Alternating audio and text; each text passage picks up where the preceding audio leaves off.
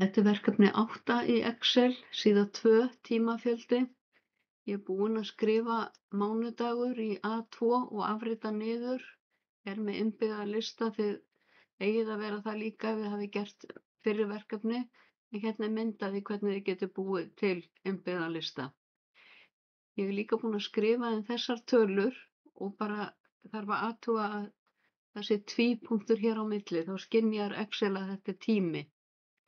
Og nú ætla ég að finna mismuninn, hvað eru margir tímar frá 7:50 til 15:40 og segi sama sem, smelli hér, mínus þessi tala hér og Ctrl og Enter. Það eru 7 klukkutímar og 50 mínútur.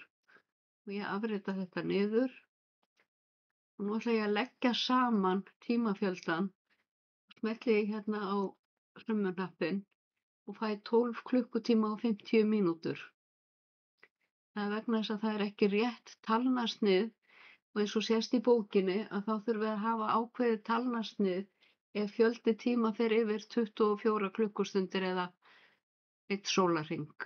Þannig að ég hérna í hólfinu D7, ég fer hérna í number og ég þarf að velja hérna í listanum, þarf að leita hérna að réttu sniði. Að finna hérna, hvað skal við sjá, og það er hér. Það stekkar þetta hérna upp.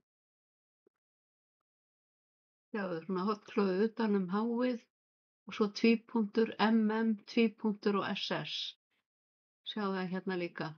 Það sem ég ætla að gera núna er að ég ætla að eyða sekúndunum hérna út og tvípunktunum.